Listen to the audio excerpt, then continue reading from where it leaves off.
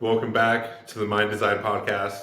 I'm Ron Carter, and this is Brian Marsolais. So, Brian, I had some questions that I wanted to ask you today, and I figured it might be able to help other people out here who are watching Yeah, too. And this is when it comes to investing in real estate. We've talked about this a little bit on the podcast. Before I ask the questions, I'll just share with you what prompted them first, right? sure.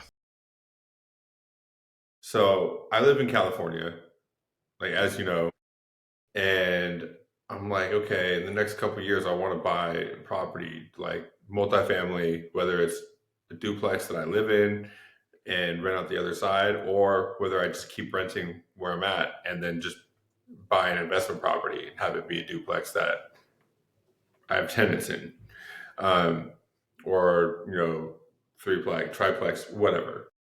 And I was just looking at prices, and I was like, man, because I found out that if you don't live there, if it's strictly an investment property, hmm like usually they want to see 20 to 30% down. And that's like for the properties that I saw here in California, if you want something that's not just like a complete piece of trash, right? Yeah, It's like 1.5 for a duplex in my area, right? yeah. And so I was like, okay, 30% of that is 500 grand, you know? And so I started looking out of state. This is what prompted Okay, this. cool. I started looking at different cities. Um, I was looking at Columbus, Ohio specifically because I know that University of Ohio is there. They have a couple like factories that are being built for like microchips or something like that. So there's like steady jobs, steady employment. And also like I've been there very briefly, but my girlfriend's from Ohio and Mm, about an hour away from Columbus. And so um, I was looking and I saw stuff on there that was like, 4-unit apartment building, like 700 grand. And I was like, that's yeah, awesome, compared yeah, to what I was looking at here. Like, yeah. but I'm wondering, have you ever bought a property that's like, do you have any investment properties that aren't in your area that you can't just zip over to, that you have like a property manager in place for? Well, I have a property manager right now for one of mine, but I'm in the same state. I can get to that place within an hour. I had a Florida property, but I sold that one. Okay. So I think there's a lot of people who have properties, in different states. So it's very doable, Right. you know. I guess what I'm wondering is like for you, because I don't even know the right question to ask here. Of course, I have fear and apprehension Mm, about buying a property that I have to get on an airplane to go to, yeah. you know? Well, they're harder to manage, and Right. that's just a fact. When I had my Florida property, I remember I went there unexpected once, and the lawn wasn't mowed. I've been paying a landscaper. It had a beautiful built-in pool. The thing was like slime green. Like, what is going on? So those couple things that happened made me, you know, want more. I'm a control guy anyway. Some people Right. might call that a downfall. I certainly feel like it has been, but I don't think it has been in real estate because if you're not like if you can't see that property once in a while, you really need someone that you can trust. Like, you know, maybe, your girlfriend's brother or something like who could check on the property if you're not living there. Other than that, I never loved it because, you really had to put a lot of trust in other people. But remember, I am a control guy. So kind of, So I'm wondering, I saw somebody on YouTube talking about this, and he was saying that he was describing like buying real estate out of state, and that everybody thinks that he was specifically talking about scaling a real estate portfolio and how yeah, everyone says buy a property, pull the equity out, buy another property, pull the equity out, buy another property.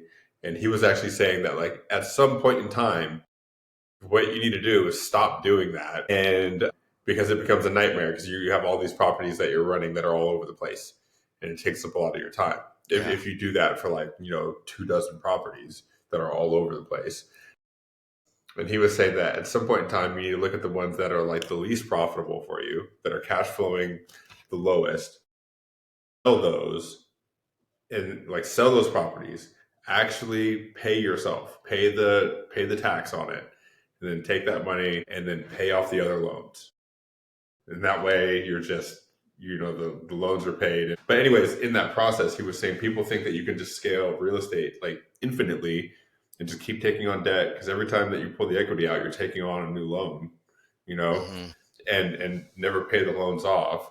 He's like, and they think that it's going to be passive, but it's not passive because you have to check on all these properties. Yeah, that, back, I think probably 80s and some of the 90s, that was a big thing, right? Pull the equity out of your place, buy another place. I've done it. I mean, but the challenge is you always have to make sure that your rentals are covering everything.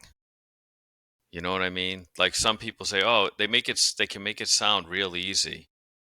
Pull the equity out of this one." Okay, well now, right? You've got another mortgage on the mortgage that you have, like a second mortgage or an equity line. So you're paying that, right? And you're paying your original mortgage. So the rent has to be covering everything and the taxes.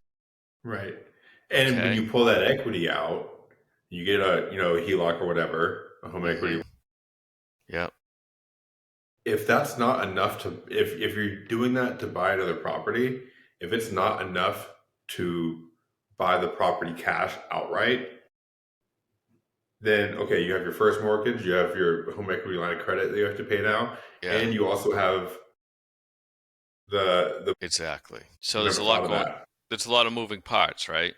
Right. Like for me, when I look at things, with younger investors like yourself, right? I would say get that two, three family, have the other side pay most of your mortgage. So you're living just about free. If you're used to paying 500, $1,000, whatever your rent is, I'm sure it's more than that in California. Find a way to make that, you know, a lot less of a payment. Have someone else pay most of that mortgage, whether it be from a duplex or a two family or a three family. Usually when you get into the three family system, your mortgage is being paid for, but you have to live in one of the units. Right. Right. And that's actually, I guess you can use like HOA loans for that as long as you're living there. Same with VA loan. Yeah, you're a veteran. You'd be at a really good place if you could pull this off. And a lot of people like I then this year I was hearing, well, you shouldn't buy a house, right? If you're younger. I've heard someone say that, I don't know who it was. And you should be investing in the stock market and putting all that money there because houses cost a lot of money. The challenge that I have with that is the discipline. You really have to be disciplined to be taking your mortgage money and put it in the stock market every month. Things come up, right? But the thing I like about real estate is when you get that two or three family, someone's paying most of your mortgage, that mortgage is getting paid down. It's not even costing you there to live. It's almost like free rent. Yeah, and the other thing too is like with real estate, I can see their argument of like, hey, you shouldn't buy a house, but I think it's a totally different game once you're talking about multifamily. If you're buying like single family, you're buying a house for yourself because a lot of people have the mindset of like this, right? I'm already paying somebody else's mortgage because I'm renting here. I might as well just have my own mortgage and pay that off. Yeah. And I think right now with interest rates, it's almost like, if you really want a house, go ahead and do it. But sometimes the mortgage is going to be more than the rent. At least where I live. Unless you've saved 150K to put down Mm, to buy your own house, so you can say this is mine and I live here yeah. and Well, and feel good about it. yeah, exactly. And that's a good way of looking at it. I was at a certain age where I thought single family house, I just want my own single family house. And I did it. I did all that. But then when I got smarter, wiser, I might say, I'm like, why am I doing this when you can have a two family or a three family, have them pay your mortgage, keep your property real nice. It can look great. The tenants like you more because you're on top of everything because it's you're there. Right. The water breaks or something like that, something crazy Anything. happens, you You're want to you're fix it. You're right there. Like, this is affecting my house too. Yeah, and there's pride in ownership, right? Right. Even when you have a single family, like if someone's, like they go, well, I must have my own place. I would recommend getting a fixed mortgage. I wouldn't get a floating mortgage, an adjustable. Even with these like high rates, it's fixed at like 7% or whatever. I Well, guess you could try to refinance if they go down in the exactly. future. And then you If can they go down. if they go down, if they go If down. they But don't, at least if you're they locked in at don't, and this. if you've got an adjustable, right? Let's say you get an adjustable for 6 versus 7. Well, then the next year it's 7, then it's 8, then it's 9. I think they lock Right. out after I think they lock out after so many percentages. But you get the idea, right? It's Hmm. Well, here's another thing. Like, have studied it a little bit. I look at people that are, elderly, that's rented their whole life. They've paid someone else's mortgage their whole life. And what happens is, like, let's just say I want to sell a property. Well, there's a million or half a million, whatever, whatever you get for that property that someone else has been paying for. Really? I mean, okay, so let's just say you landed a great deal on a three family or a two family, right? And it costs you $300 a month for rent. Well, that's nothing compared to what you've been paying, Yeah. you know, It cost me 300 because I'm living there and the other tenants are paying the rest. paying more of it, right? So Right. they're they're taking care of your nest egg because there's going to be a day that either the rents are going up, right? Because they never go down. The rent's either Right. going up with the economy going up, right? Or you're selling the place and you're making more money, you know? Here's the one thing that I want to avoid, right? Because you sharing that perspective of like the elderly person who's been renting their Yeah. whole life. When I was living in Santa Barbara, before I moved to Ventura, I went outside my place one day and the neighbor across the street was having like a giant yard sale. It was the kind of yard sale where it doesn't even look like an attractive yard sale.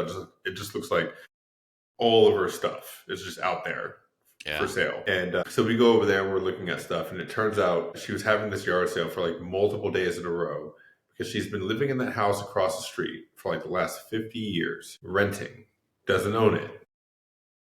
The owner sold it, and the new owner is renovating the house. And she was on a month to month lease. So that meant like, hey, we can give you notice. It takes 30 days and you have to get out and find a new place. Mm-hmm.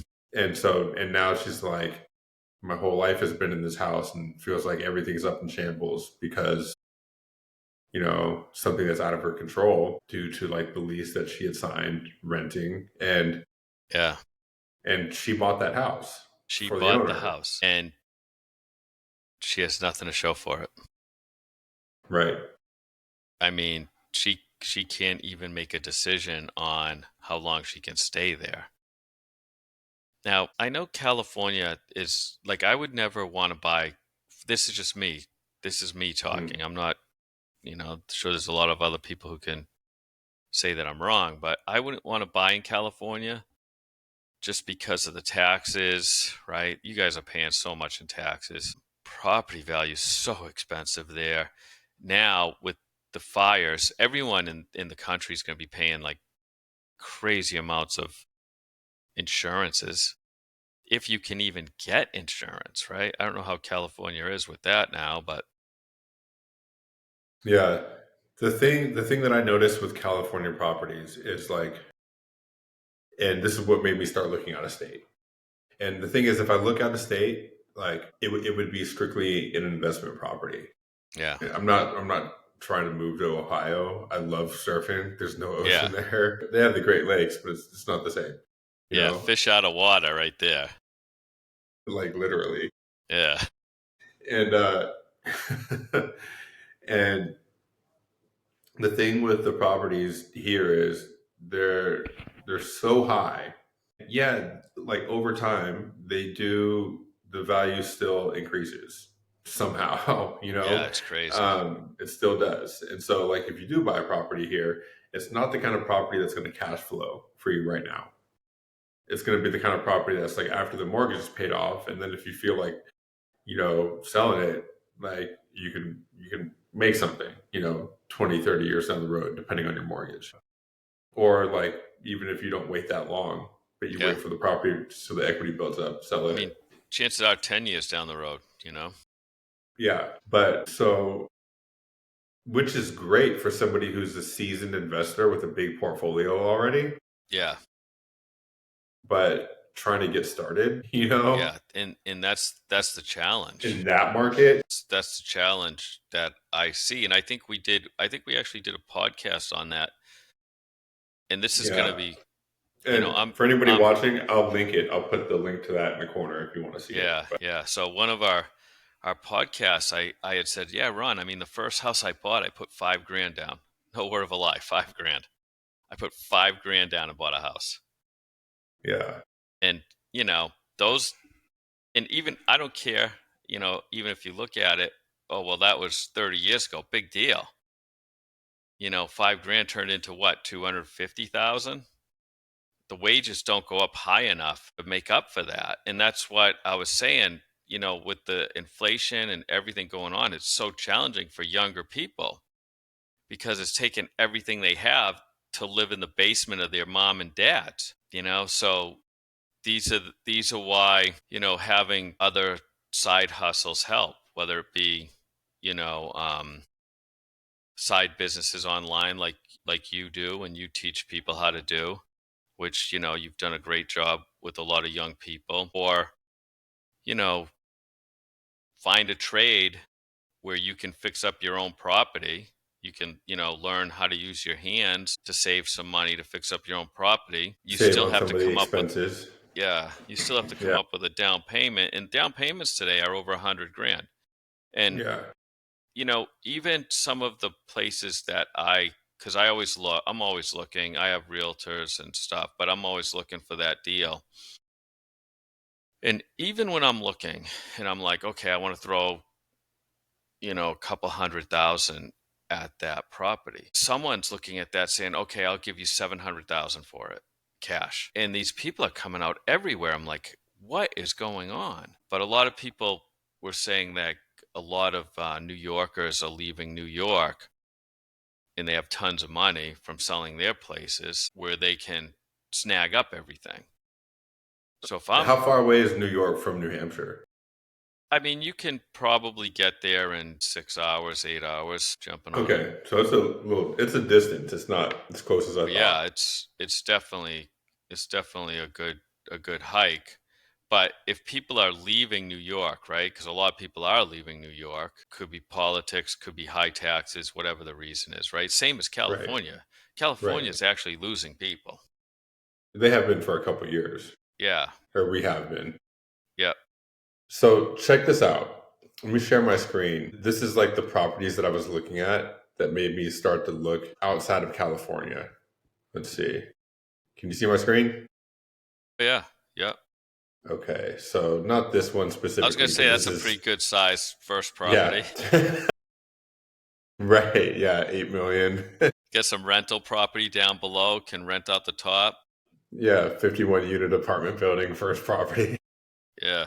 But okay. So yeah, I was looking at stuff like this, right? Because this is like 800 grand, right? But it's a For the whole for that. yeah, for the 4 unit apartment building, right? And but still, like to put 25% down on that, that's still 200 grand, you know? Mm, But there were some other ones. Okay. There's some other ones that I saw on here that were a little bit more distressed, you should say, I would say, you know. Yeah. Actually, I don't think I have them on this search, but then there's other stuff like this, right? It's a really old house, but 2 units, downstairs, upstairs, I think, but 300K. And I'm like, that's crazy to me because I'm used to California prices where it's like, you're not getting a trailer out here for 300K. You know, Yeah. maybe Yeah. you are. That's a little low for even here. No, that's Yeah. probably 500,000 here. Yeah. It's an old property though. But they already got tenants, average monthly rent. Okay. So it's like 1,800 per month. It's not going to cash flow a lot. But like if you take, you know, 50K and put it into something like that as a down payment, Yeah. put enough down payment down so you know that what the tenants are already paying is going to cash flow. It's going to take care of the expenses. They're already living there, so you're not renovating. Yeah, a new owner, the rent can go up. Usually it does. Like, within legal limits, usually. Yeah. No, I think, I have a cousin actually. He's one of my neighbors. He has a six family right next to me, but he's just sold another five family that he's had forever. And he owned it, but he said, "Oh, Bri, I sold it for 1.25, I'm like, "Oh, good for you." He had another offer at 1.35, but he says, "I just didn't like the guy didn't take care of his properties that he had." And my cousin's very meticulous. I was like, "Hey, good for you." Yeah. It's like, I Um, don't, and I no, don't think want to do that to the people living there. yeah, he's 70, and he's like, he's just ready. Now he's got a bunch of money. And he can sit back because he's got his five family here that's paid off. So he just collects the rent, and then he's got that. But see, he's been investing for decades, even a lot longer than I have. So, and I've only taken it so far just because I have enough, I'm managing enough stuff as it is, Right. you know. Right. But it's a nice feeling, Ron, if you can just get that down payment. And that's the biggest thing. Once you get your first down payment, you're off and running. Right. And the Yeah. funny thing about it is what I did is I took the equity out of my first place to buy another one. That's how I did it originally. So when you do that, what did you get, like a HELOC or a second mortgage? Yeah, the first time I did that, yep, I got a HELOC. And then what happened was I was cranking in business, with my other business. So I Hmm. just paid that HELOC off in a year. Okay. I think So you I, just paid it out of like your income instead of using rental property income from to yeah, I pay it. just took it right out of my business. Yeah. And there's ways you can do that, which can be write offs, Right. Right. creativity. And you're learning all that as an accountant. So Yeah. that's another benefit for you. So before we end here, because I have another call, a couple minutes, I wanted to ask you if there's one piece of advice that you can give to somebody who's buying property, their first property out of state, specifically me, somebody like me. Yeah, yeah, yeah. What would it be, or what comes to mind for you? Other than have somebody that you trust that's nearby, is there anything else like as far as due diligence? I don't even understand the buying process because I haven't gone through it, right? So, Yeah. like any, So I understand like when like I look at properties in Michigan, even in some places in Florida, like you can buy houses for under 10 grand and it's attractive, but there's a lot going on those properties, maybe the roof's gone or something. I like so you're asking a control freak, right? So it's hard for me to look to give you advice on this. right? I have like this one property I have way up north. It's up in the ski country and all that. And I have a manager there. And she's okay. All right. She's okay. But there's a lot of things that I'm like, well, what weren't you thinking, or what were you thinking? Right. You know what I mean? Right. That come up. So I just like, I like seeing my property. I like being able to touch them, and okay, here, this is what we got. I keep my eye on it. What does it need? You know, what would make it look Right. better? Yeah, I think for me, I'm going to. Well, I'll say this: it's going to be a lot easier for me to get into the game sooner if my first one is out of state and not where I'm at. Yeah. And I know I won't be able to see it, but I also know that I feel like, at least in my gut, that if I find a property manager who I really like I really do due diligence and not just pick whoever's managing a lot of properties and say, okay, we got one, like actually do due diligence on how they manage the property, how many doors that they're managing, what those properties look like. Like after finding that out, actually go over there and look Mm, at their properties that they're managing and see how they're kept. Like physically stop in on the other yeah. properties, right, that they're managing, and then see if they're open to feedback. Like if I have specific criteria or specific things that I want checked or that I want done that aren't in their SOPs for their employees, if they would be willing to put them in there for my properties. And like, because I think that I feel like, yes, it will take time because I'm gonna have to manage the property management company. Yeah. But if I'm doing that, then of course it won't get the high level of touch as if I'm there doing the stuff myself. But Hmm. it will be better than me just saying they're gonna handle it and then showing up and seeing the pool all green Yeah. and the landscaping not been done at Yeah. all, you That's know? that's that's frustrating. But yeah, I would say, if you want to jump in the game like that, or take, for instance, just take the place where you're living now. You rent a house, correct? And it's a single family house, Single family, 2 bedroom, rents 2,700. which is real cheap. Yeah, it's a good deal I for mean, out that's here for that's rent. a good deal for New Hampshire. So Yeah, California is a real good deal.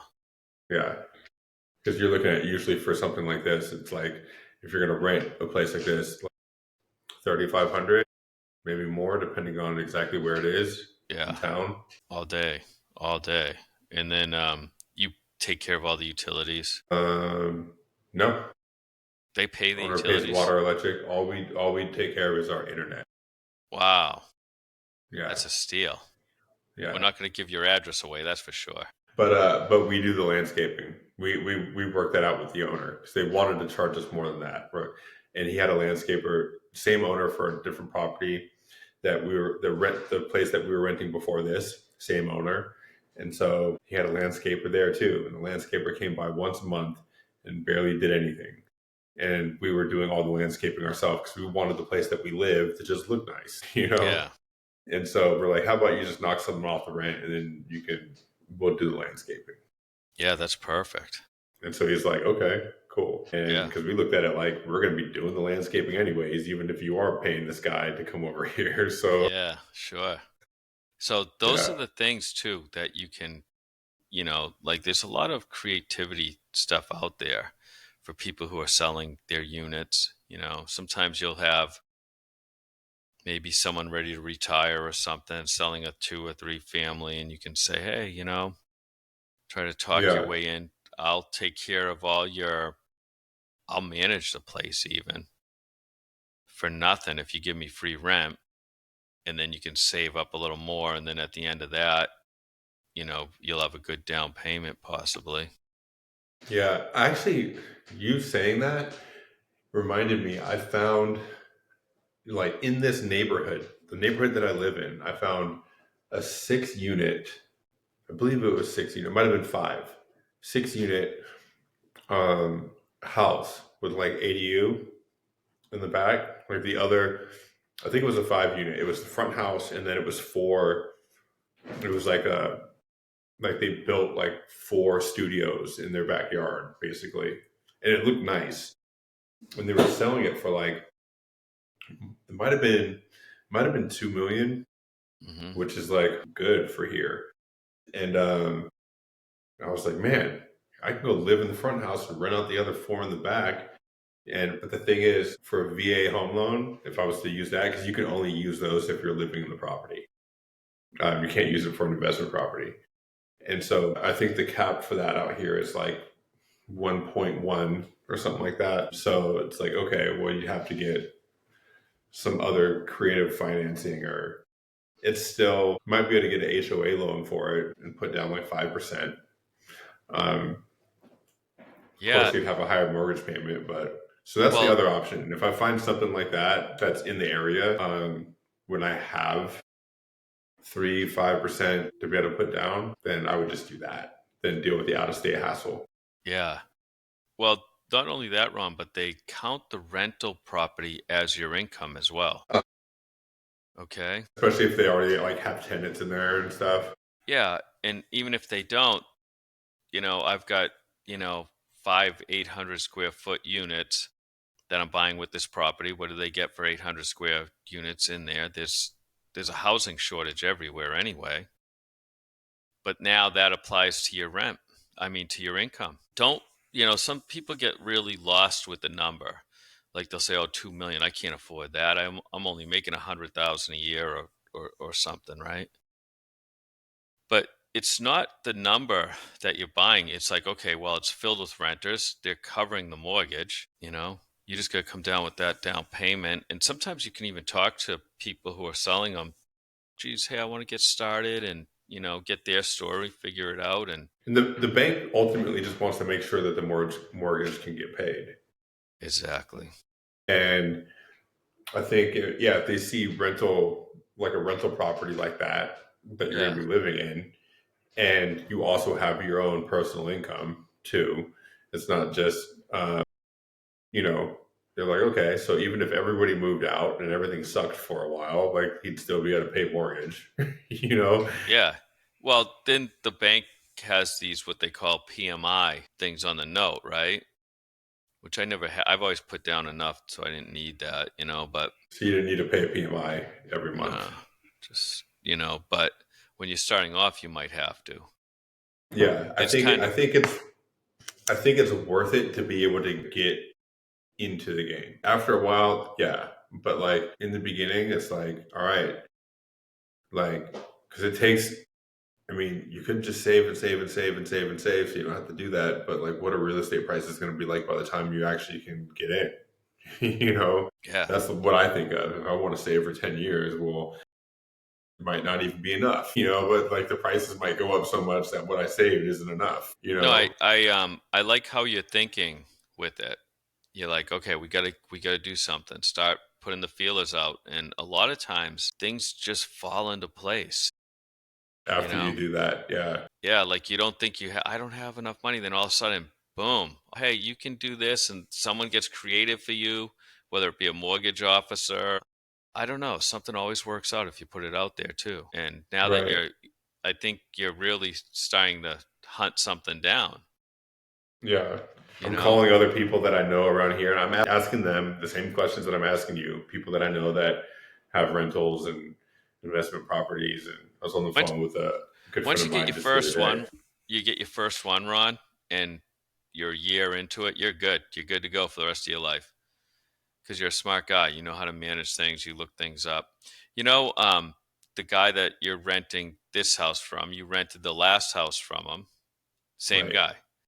Yep. How many houses does he have? He's got a lot. I know that. He doesn't even live here. He lives in Puerto Rico. Haha, can you believe that? He doesn't even live in California. He lives in Puerto Rico. Oh my God. What's he surfing every day? Probably. His name's Ron too. Actually, it's funny. That is funny. Yeah. You But know, do you have a good relationship with him? I'm not really, I deal mostly with the property manager. Okay. So actually, I've never spoken to him. I've Yeah. only dealt with the property manager. Yeah. Right. You know, I'm just putting it out there. It might be kind of cool to say, hey, I'm studying real estate. I want to do what you've done and try to get a talk with them.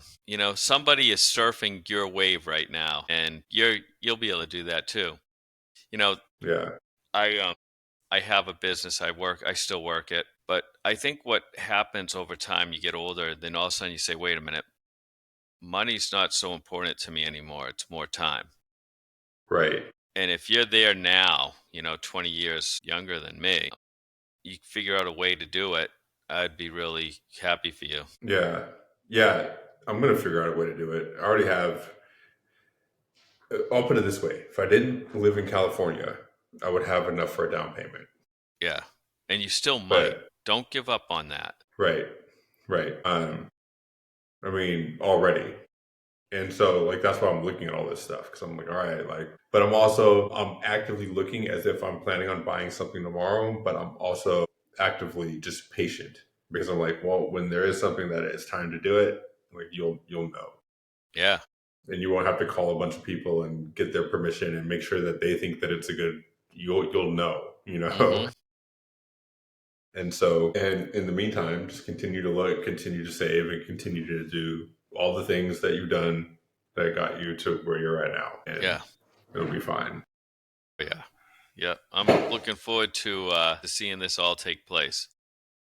I know how much you love California. I would recommend trying to find somewhere there that you can afford. Always look at your insurances too, though. Yeah. Yeah. Like, I would want to buy an investment property here, you know, and I know that just because when I look, I don't see one now, it doesn't mean that there won't be one, you Yeah, know? exactly. Um, and I know that. So I'm not trying to be like, all right, I can get this one in Michigan right now, so let's just do it. And then 2 weeks later, see like the perfect property that I would love to live at that also has a bunch of units open up right down the street, you Yeah, know? exactly. Yeah. Yeah, it'll come. It'll come. Well, I appreciate the advice. It's helpful. And yeah, it's always helpful just to be able to bounce ideas off of someone who's done what you're trying to do. Yeah, Yeah. I get it. Yeah, it's all good. So hope this was helpful to any of you guys out there watching this. We did a whole other podcast talking about real estate where I was asking Brian some questions similar to this, but different questions. If you want to check that out, I'll put that up here on the screen, and we'll see you guys in the next one. Stay safe, Ron. You too, Brian. Stay warm out there in those Yeah. freezing temperatures tomorrow and the next day. All right. See you guys.